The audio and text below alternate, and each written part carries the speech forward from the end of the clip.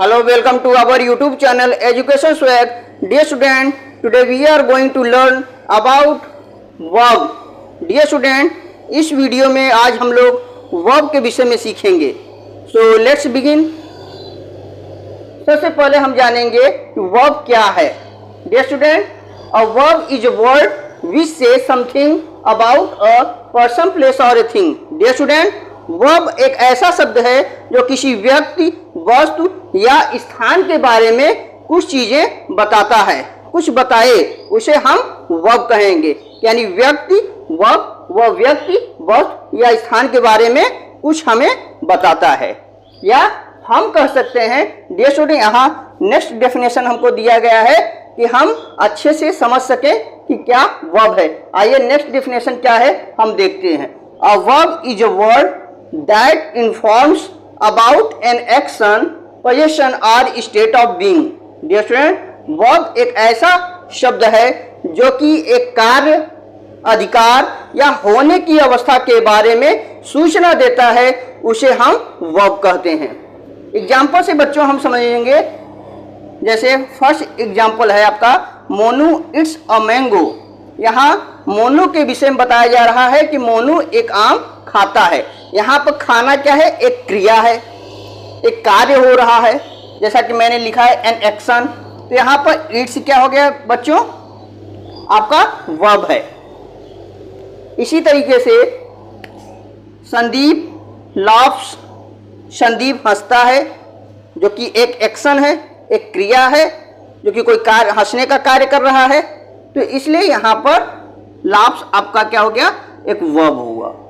इसी तरह Ram has a car. Ram के पास एक कार है. यहाँ पोजीशन को दिखा रहा है, अधिकार को दिखा रहा है, इसलिए हैज भी यहाँ पर क्या हो गया? वर्ब हो गया. इसी तरीके से आई एम ए टीचर. मैं एक अध्यापक हूँ. तो डियर स्टूडेंट, यहाँ ए स्टेट ऑफ बीइंग यानी होने की क्रिया को दिखा रहा है कि मैं एक अध्यापक हूँ. तो यहाँ एम आपका वर्ब हुआ. तो डियर स्टूडेंट, आपको समझ में आ गया होगा कि वर्ब क्या है. A verb is a word that informs about an action, जो कार्य को दिखाए. जैसा कि मैंने एग्जाम्पल से बता दिया, खाना एक कार्य को दिखा रहा है, एक एक्शन को दिखा रहा है. दौड़ना एक एक्शन है, डांस नाचना एक एक्शन है. तो ये वर्ब होते हैं. इसी तरह लाफ्स हंसना. इसी तरह अगर अधिकार भी दिखाया जाए, Ram has a car, Ram के पास एक कार है. तो हैज यहाँ पर क्या कर रहा है? एक अधिकार दर्शा रहा है, पोजीशन दिखा रहा है, इसलिए हैज भी क्या है? यहाँ पर आपका एक वर्ब है. और एम आपका ए स्टेट ऑफ बीइंग, होने की क्रिया.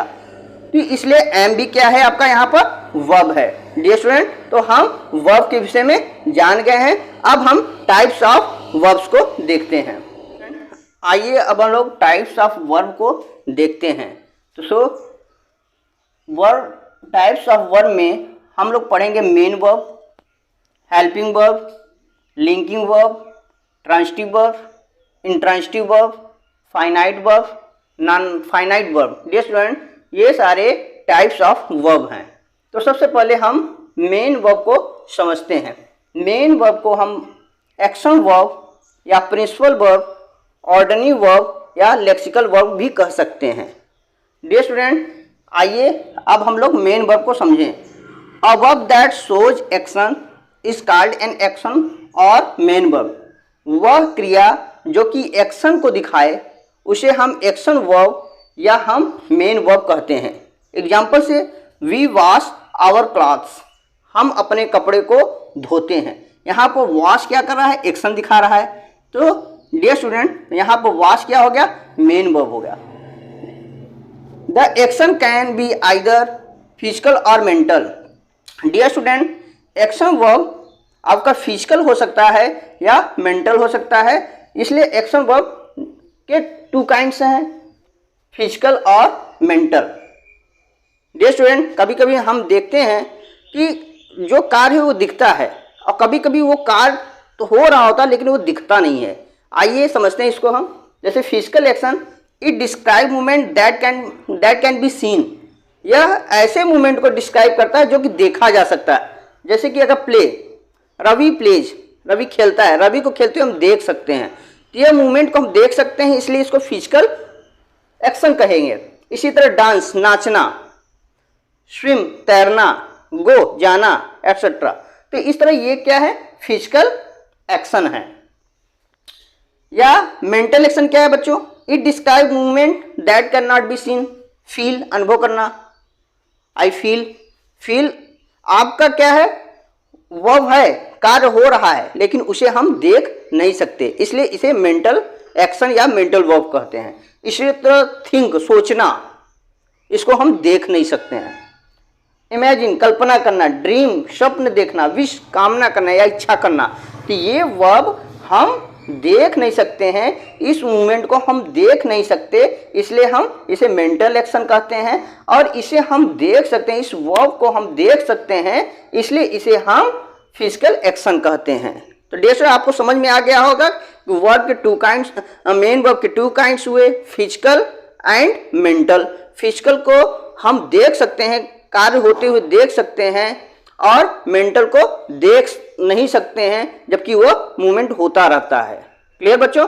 अब आइए हम लोग हेल्पिंग वर्ब को समझते हैं। स्टूडेंट आइए अब हम लोग हेल्पिंग वर्ब या ऑक्सिलरी वर्ब को समझते हैं।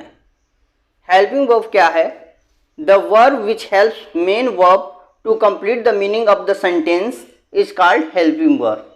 डियर स्टूडेंट वह क्रिया जो कि मेन वर्ब की सहायता करता है सेंटेंस के अर्थ को पूरा करने में, इज कॉल्ड हेल्पिंग वर्ब, उसे हम हेल्पिंग वर्ब कहते हैं। Dear student helping verb main verb की सहायता करता है उस अर्थ को पूरा करने, सेंटेंस के अर्थ को पूरा करने में।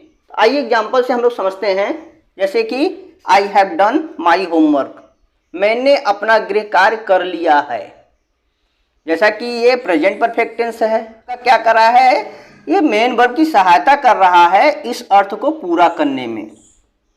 डियर स्टूडेंट अगर हम यहाँ हैड लिखते हैं तो इसका अर्थ चेंज हो जाता है, मैंने अपना गृह कार्य कर लिया था। I have done my homework, मैंने अपना गृह कार्य कर लिया है, तो हैव लगाने से ये इसकी मीनिंग जो है इस टेंस का अर्थ पूरा होता है, इसलिए हैव यहाँ पर हेल्पिंग वर्ब है। या तो हम कह सकते हैं हेल्प टेंस बनाने में भी मदद करता है या वॉइस को बनाने में मदद करता है, उसे हम हेल्पिंग वर्ब कहते हैं। Helping verbs comes before the main verb, helping verb सदैव मेन वर्ब के पहले आता है और अर्थ को पूरा करता है। इसी तरह ही विल रीड, अब हमको बोलना है कि वो पढ़ेगा, तो विल लगाने से इस मेन वर्ब को मदद मिलेगी जो कि अपना अर्थ पूरा कर पाएगा, इसलिए इसे हम हेल्पिंग वर्ब या ऑक्सिलरी वर्ब कहते हैं। क्लियर बच्चों। जैसे I am reading a book, मैं बोलना कि मैं पुस्तक पढ़ रहा हूं, तो आई रीडिंग अ बुक से सेंस पूरा नहीं हो पाएगा, तो एम, अगर प्रेजेंट की बात है तो एम लगाना पड़ेगा, पास्ट की बात है तो वाज लगाना पड़ेगा। तो यहाँ पर इज वाज आपका क्या कर रहा है, हेल्प कर रहा है टेंस के या सेंटेंस के अर्थ को पूरा करने में, इसलिए इसे हम हेल्पिंग वर्ब करते हैं। और ध्यान में रखिए कि हेल्पिंग वर्ब हमेशा मेन वर्ब के पहले रखा जाता है। Clear students. अब आइए बच्चों हम लोग लिंकिंग वर्ब को समझते हैं। लिंकिंग वर्ब क्या है, a linking verb connects the subject with a word that gives information about the subject। Dear student linking verb subject को दूसरे शब्द के साथ जोड़ता है जो कि सब्जेक्ट के विषय में जानकारी देता है, सूचना देता है।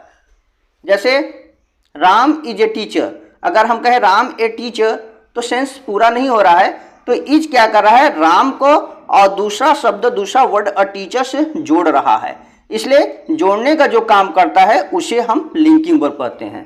और बच्चों आप थोड़ा सा ये ध्यान दीजिए कि जो सब्जेक्ट है और जो इज के बाद जो वर्ड आया है उसको इक्वल करता है, यानी राम क्या है, एक टीचर है, राम इक्वल टू टीचर, तो ये आपका अगर इस तरह का सेंस हो रहा है तो उसे हम लिंकिंग वर्ब कहेंगे। तो इज इस तरह का सेंस दे रहा है स्टेट ऑफ बीइंग, इसलिए इज क्या है, एक लिंकिंग वर्ब है।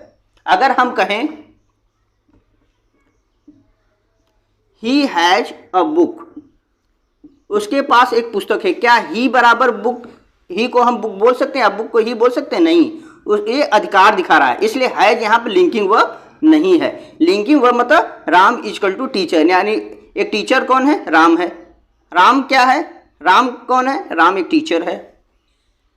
यानी ये देखने में आपको इक्वल समझ में आए, यानी कहने का मतलब subject is equal to word, other word जो है उसको इक्वल दिखना चाहिए, तो उसी को हम लिंकिंग वर्ब कहेंगे। इसी तरह राधा इज ब्यूटीफुल, राधा क्या है? सुंदर है। तो राधा क्या है? सुंदर है।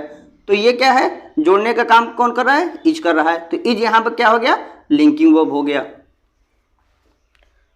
There are common linking verb, dear student कुछ कॉमन लिंकिंग वर्ब है, जैसे to be, is, are, am, was, were, will be, has been, ये सारे लिंकिंग वर्ब का काम करते हैं। Clear student? 5 सेंसेस अगर आपको समझ में मिलेगा, feel, see, hear, smell, taste etcetera, ये सारे होते हैं लिंकिंग वर्ब के अंतर्गत आते हैं। इसी तरह अदर वर्ब्स कुछ और वर्ब्स हैं, जैसे seem, grow, remain, look, become, appears etcetera, ये भी क्या होते हैं? लिंकिंग वर्ब में आते हैं। आइए कुछ एग्जांपल से और अच्छे तरीके से हम समझते हैं। जैसे दिस सूप टेस्ट डिलीशियस, यह सूप क्या है? डिलीशियस, स्वादिष्ट लग रहा है। अब यहाँ पर this soup equal to delicious हम बोल सकते हैं। यह सूप क्या है? डिलीशियस है, स्वादिष्ट है। डिलीशियस क्या है? सूप है। आपको इक्वल समझ में आ रहा होगा। और टेस्ट, जैसा कि मैंने बताया कि टेस्ट यहाँ पर है, तो वो क्या होता है? Linking verb. तो डियर स्टूडेंट यहाँ पर टेस्ट क्या हो गया? आपका लिंकिंग वर्ब है। इसी तरह द डिनर स्मेल्स वंडरफुल, यह डिनर वंडरफुल, आश्चर्यजनक महक रहा है, तो इसलिए स्मेल्स यहाँ पर आप क्या है? लिंकिंग वर्ब है। Dinner equal to wonderful. He remains fruitful, वह फलदायी रहता है, तो यहाँ पर ही इक्वल टू फ्रूटफुल हम बोल सकते हैं। तो रिमेन्स क्या है? सब्जेक्ट और अदर वर्ड को जोड़ रहा है, इसलिए यहाँ पर रिमेन्स क्या है? आपका लिंकिंग वर्ब है। इसी तरह ही appears upset about the news, वह समाचार को लेकर परेशान दिखाई दे रहा है, इसलिए अपीयर्स क्या हो गया बच्चों? यहाँ पर लिंकिंग वर्ब है। क्लियर बच्चों? अब हमको समझ में आ गया कि लिंकिंग वर्ब क्या है। क्लियर बच्चों? अब आइए हम लोग नेक्स्ट डेफिनेशन को देखते हैं। डियर स्टूडेंट, आइए हम लोग अब ट्रांजिटिव वर्ब को समझते हैं। ट्रांजिटिव वर्ब क्या है? A verb which requires an object after it to complete its sense is called a transitive verb. वह क्रिया जो कि अपने बाद एक ऑब्जेक्ट को रखता है अपने अर्थ को पूरा करने के लिए, उसे हम ट्रांजिटिव वर्ब कहते हैं। ट्रांजिटिव वर्ब की हिंदी होती है सकर्मक क्रिया। डियर स्टूडेंट, नाम से ही पता चल रहा है कि जिस क्रिया के साथ कर्म हो उसे हम सकर्मक क्रिया अर्थात ट्रांजिटिव वर्ब कहते हैं। एग्जाम्पल से हम समझते हैं, द मैन किल्ड, अगर हम बोले मैन किल्ड, व्यक्ति ने मारा, क्या मारा है बच्चों? अ स्नेक, एक सांप को, अर्थात इस वर्ब के बाद एक ऑब्जेक्ट आया है जिस और जो कि इसके अर्थ को पूरा कर रहा है। अगर मैं केवल इतना ही बोलूं द मैन किल्ड, तो ये सेंस, इस सेंटेंस का सेंस कंप्लीट नहीं हो रहा है। अर्थात इस क्रिया के बाद ऑब्जेक्ट आया है, अर्थात जिस क्रिया के साथ ऑब्जेक्ट हो उसे हम ट्रांजिटिव वर्ब कहते हैं। तो यहाँ पर किल्ड क्या है? एक ट्रांजिटिव वर्ब है। इसी तरह रोहित मेड, रोहित बनाया, क्या बनाया? एक काइट, एक पतंग। तो मेड क्या यहाँ पर है? ट्रांजिटिव वर्ब, अर्थात इस क्रिया के बाद ऑब्जेक्ट आया, इस वर्ब के बाद क्या है बच्चों? एक ऑब्जेक्ट आया है, इसलिए यहाँ पर क्या है? मेड क्या है? एक ट्रांजिटिव वर्ब है। क्लियर बच्चों? आपको समझ में आ गया होगा कि जिस क्रिया के साथ जिस वर्ब के बाद ऑब्जेक्ट हो अपना अर्थ स्पष्ट करने के लिए उसे हम ट्रांजिटिव वर्ब कहेंगे। अब हम देखते हैं इंट्रांजिटिव वर्ब।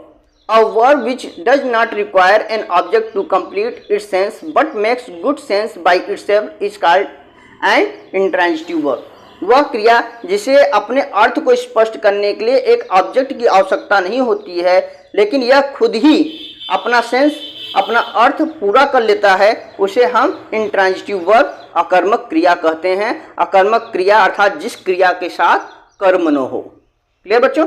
जैसे अगर हम कहें द मैन डाइड, इस क्रिया के साथ इस वर्ब के बाद ऑब्जेक्ट नहीं आया है, इसलिए यहाँ पर डाइड आपका इंट्रांजिटिव वर्ब है और इसका अर्थ स्वतः ही कंप्लीट हो जा रहा है। जैसे मैन डाइड, हमको पता चला आदमी मर गया, तो यह खुद ही अपना सेंस कंप्लीट कर रहा है, इसलिए डाइड यहाँ पर इंट्रांजिटिव वर्ब है। द गर्ल स्माइल्ड, इस वर्ब के बाद आपका ऑब्जेक्ट नहीं आया है, इसलिए स्माइल्ड आपका इंट्रांजिटिव वर्ब है, यह खुद ही अपना सेंस को पूरा कर रहा है। द सन शाइन्स, सूर्य चमकता है, तो इस वर्ब के बाद ऑब्जेक्ट नहीं है, इसलिए यह इंट्रांजिटिव वर्ब है। तो बच्चों आपको समझ में आ गया होगा कि ट्रांजिटिव वर्ब क्या है। जिस क्रिया के साथ कर्म हो उसे हम ट्रांजिटिव वर्ब कहते हैं, जिस क्रिया के साथ कर्म न हो उसे हम इंट्रांजिटिव वर्ब कहते हैं। आइए बच्चों अब हम लोग नेक्स्ट डेफिनेशन फाइनाइट वर्ब को समझेंगे। डियर स्टूडेंट, आइए हम लोग अब फाइनाइट वर्ब को समझेंगे। फाइनाइट वर्ब क्या है? The verb which change its form according to the person and number of the subject and the tense of the sentence is called a finite verb. वह क्रिया जो कि सब्जेक्ट के person और नंबर और वाक्य के टेंस के अनुसार अपने रूप को बदलता है, उसे हम फाइनाइट वर्ब कहते हैं। आइए बच्चों एग्जाम्पल से हम लोग समझते हैं। वी प्ले क्रिकेट, यहाँ पर वी फर्स्ट पर्सन है और प्लूरल नंबर है, तो यहाँ पर हम क्या लिखते हैं? प्ले, क्रिकेट खेलते हैं। तो जैसा कि रूल्स है प्रेजेंट इन्फिनिट का कि अगर प्लूरल सब्जेक्ट हो तो हम वर्ब को ज्यों का त्यों लिख देते हैं, अर्थात उसमें कुछ भी जोड़ते नहीं है, अर्थात जैसे यस या यस को नहीं लिखते हैं। तो वी प्ले क्रिकेट, हम क्रिकेट खेलते हैं, रूल ये कहता है। लेकिन जैसे ही हम पर्सन और नंबर को बदल दिया वैसे भी वर्ब मेरा चेंज हो गया। जैसे कि यहाँ ही थर्ड पर्सन है और सिंगुलर नंबर है, तो सिंगुलर नंबर होने की वजह से वर्ब भी हमारा सिंगुलर होगा, अर्थात वर्ब के साथ मैंने क्या किया? एस को जोड़ दिया, अर्थात ही प्लेज क्रिकेट, यानी वर्ब यहाँ पर चेंज हो गया है। इसी तरह अगर हम टेंस को बदलते हैं, जैसे ही प्लेज क्रिकेट, वह क्रिकेट खेलता है, प्रेजेंट की बात चल रही है, प्रेजेंट इंडेफिनिट की, लेकिन वह क्रिकेट खेलता था वह या उसने क्रिकेट खेला, तो यहाँ पर टेंस को बदल दिया तो हमने ईडी का प्रयोग किया, यानी प्लेड कर दिया, यानी प्ले का सेकंड फॉर्म यूज किया है तो प्लेड हो गया। अर्थात डियर स्टूडेंट, कहने का तात्पर्य है कि अगर पर्सन और नंबर बदल जाए तो उसके अकॉर्डिंग आपका वर्ब भी बदल जाता है, उसी को हम फाइनाइट वर्ब कहते हैं। तो यहाँ पर प्ले आपका फाइनाइट वर्ब, प्लेज यहाँ आपका फाइनाइट वर्ब, यहाँ पर प्लेड आपका फाइनाइट वर्ब। आइए बच्चों अब नॉन फाइनाइट वर्ब को हम लोग समझते हैं। The verb which is not affected by the subject or tense of the sentence is called a non finite verb. Dear student, वह क्रिया जो कि सेंटेंस के सब्जेक्ट और टेंस से प्रभावित न हो उसे हम नॉन फाइनाइट वर्ब कहते हैं। आइए एग्जाम्पल से हम समझते हैं। वी वांट टू प्ले, जैसा कि बच्चों मैंने अभी समझाया कि जैसा कि पर्सन और नंबर बदल जाए तो ये फाइनाइट वर्ब भी चेंज होता है, अर्थात क्रिया भी बदल जाती है। लेकिन यहाँ to play non finite verb है, इसका सब्जेक्ट के टेंस और सब्जेक्ट मतलब सब्जेक्ट के टेंस और पर्सन और नंबर से कोई प्रभाव नहीं पड़ता है, इसलिए इसे हम नॉन फाइनाइट वर्ब कहते हैं। जैसे कि अगले एग्जाम्पल से हमको समझ में आएगा, जैसे कि ही, जैसे वी था तो वी की जगह वी था और प्लूरल नंबर था तो हमने वांट किया। अब यहाँ पर थर्ड पर्सन और सिंगुलर नंबर है तो यहाँ वो वांट्स हो गया, तो फाइनाइट वर्ब है। लेकिन टू प्ले आपका नहीं बदला है, जैसे यहाँ पर टू प्ले था उसी तरह यहाँ भी टू प्ले है, और यहाँ पर मैंने टेंस को भी बदल दिया है, पास्ट कर दिया है, फिर भी यहाँ पर टू प्ले है। तो ये टू प्ले आपका नॉन फाइनाइट वर्ब है, जिसे इन्फिनिटिव भी हम लोग कहते हैं। तो डियर स्टूडेंट, आपको समझ में आ गया होगा कि the verb which is not affected by the subject or tense of the sentence, वाक्य के टेंस या सब्जेक्ट से प्रभावित न हो उसे हम नॉन फाइनाइट वर्ब कहते हैं। तो डियर स्टूडेंट, आई होप यह वीडियो आपको अच्छा लगा होगा। अगर ये वीडियो आपको अच्छा लगा हो तो लाइक और कमेंट करना ना भूलिएगा। अगर इस वीडियो पर आप नए हो तो सब्सक्राइब जरूर करिए, जिससे कि हर एक नया वीडियो आपको मिल सके। Thank for watching.